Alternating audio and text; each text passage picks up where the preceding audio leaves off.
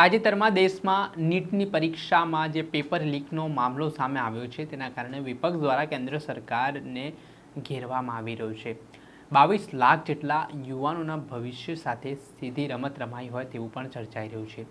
આ મામલામાં ભારતીય જનતા પાર્ટીના નેતાઓની પણ ધરપકડ છે તે પેપર લીક કૌભાંડમાં થઈ છે। ત્યારે ગુજરાતમાં પણ પેપર લીક મામલાને લઈને વડગામના ધારાસભ્ય જિગ્નેશ મેવાણી રોષે ભરાયા છે। શું કહી રહ્યા છે તેઓ વિગતે વાત કરીએ।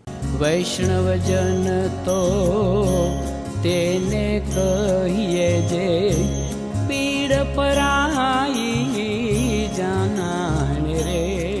દર્શક મિત્રો, નવજીવન ન્યૂઝમાં આપનું સ્વાગત છે। હું છું ફૈઝાન।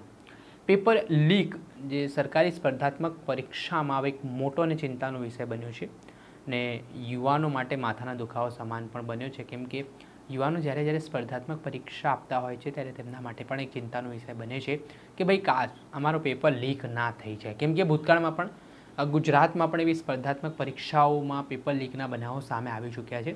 હાલ દેશમાં નીટની પરીક્ષાનો જે પેપર લીક થયો છે તે ઘટનાની સાહી સુકાઈ નથી। આ સમગ્ર ઘટનાથી દેશભરમાં ઘેરા પ્રત્યાઘાત પડ્યા છે। ત્યારે વડગામના ધારાસભ્ય જિગ્નેશ મેવાણીએ ગુજરાતમાં સ્પર્ધાત્મક પરીક્ષામાં જે ભૂતકાળમાં જે પેપર લીક થયાના મામલાઓ સામે આવ્યા તેમાં કેટલા આરોપીઓની ધરપકડ કરી, શું કાર્યવાહી કરી, કેટલાને જેલના સળિયા પાછળ ધકેલ્યા તે મામલાને લઈને અધિકારીઓ સામે સણસણતા સવાલ ઉઠાવ્યા છે અને અધિકારીઓ સામે તેઓ રોષે ભરાયા છે અને ગંભીર આક્ષેપો લગાવ્યા છે। વડગામના ધારાસભ્ય જિગ્નેશ મેવાણીનો પહેલા ગંભીર આરોપોવાળો વિડીયો સામે આવ્યો છે। આપ આ વિડીયો જુઓ। ગુજરાતમાં આટલા બધા પરીક્ષાના પેપર ફૂટ્યા એ વાત મીડિયાના માધ્યમથી અને આના મુદ્દે એક્સપોઝ કરનારા, ખુલાસા કરનારા એક્ટિવિસ્ટોના માધ્યમથી સમગ્ર ગુજરાત અને દેશની જનતાને ખબર તો પડી, પણ આ પૈકીના એક પણ કિસ્સામાં એક પણ ગુનેગારે, આરોપીએ સાબરમતી સેન્ટ્રલ જેલના સળિયા પાછળ રહેવું પડ્યું નથી। અને આવું એટલા માટે થયું કે કોઠા જેવા અધિકારીઓએ કોઠા જેવા ઇન્વેસ્ટિગેશનો કર્યા અને કોઠા જેવી ચાર્જશીટો કરી।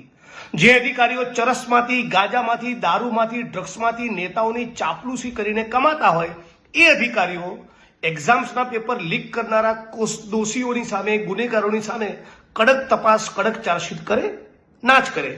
એટલે જ્યાં સુધી નોન કરપ્ટ પ્રામાણિક અધિકારીઓની બનેલી એસઆઈટીનું ગઠન કરી આ તમામ કેસનું ઇન્વેસ્ટિગેશન સોંપી 1 વર્ષમાં ડે ટુ ડે ટ્રાયલ ચલાવી ફાસ્ટ ટ્રેક કોર્ટમાં આ કેસના ચુકાદા આવે અને આરોપીઓ ભલે ભાજપના આગેવાનો, કાર્યકર્તાઓ, હોદ્દેદારો રહ્યા એ બધાને સાબરમતી સેન્ટ્રલ જેલના સળિયા પાછળ મોકલવામાં આવે તો ગુનેગારોમાં મેસેજ જાય કે હવે બોસ પેપર ફોડવાની કોશિશ કરી તો મર્યા।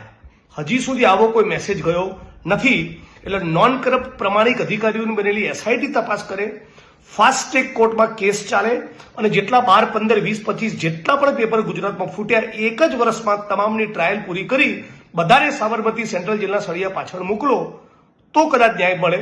અને ફરી એ વાત રિપીટ કરું છું, અત્યારે જે નીટનું પેપર ફૂટ્યું એના પીડિતો 22 થી 25 લાખ વિદ્યાર્થીઓ છે। દરેક પરિવારના 4 થી 5 સદસ્ય, 1 જૂન 1 કરોડ લોકો ચલો દિલ્હી એવો કોલ આપીને 1 કરોડ માણસ દિલ્હીની સડકો પર ભેગા થાય। અમદાવાદ, ગુજરાતની સડકો પર 25-50 લાખ વિદ્યાર્થી યુવાનો ભેગા થાય, ઇન્કલાબ કરે, ક્રાંતિ કરે તો કદાચ ન્યાય મળે। આપણે સાંભળ્યા હતા ધારાસભ્ય જિગ્નેશ મેવાણી જે રીતે તેઓ આક્ષેપો કરતા જોવા મળી રહ્યા છે, અધિકારીઓ પર નારાજ જોવા મળી રહ્યા છે ને આગામી દિવસોમાં કરોડોની સંખ્યામાં દિલ્હી પહોંચવા માટે લોકોને તેઓ આહવાન કરી રહ્યા છે, કોલ આપી રહ્યા છે ને ગુજરાતમાંથી પણ લાખો લોકો, યુવાનો મેદાને આવીને લડાઈ લડે પોતાના હક અને અધિકાર માટેની તેવી વાત તેમણે કરી છે। તેના કારણે હવે રાજકારણ ગરમાયું છે। દર્શક મિત્રો, આવા જ અવનવા વિડીયો સાથે આપને માહિતગાર કરતા રહીશું, એટલે નવજીવન ન્યૂઝ જોતા રહો।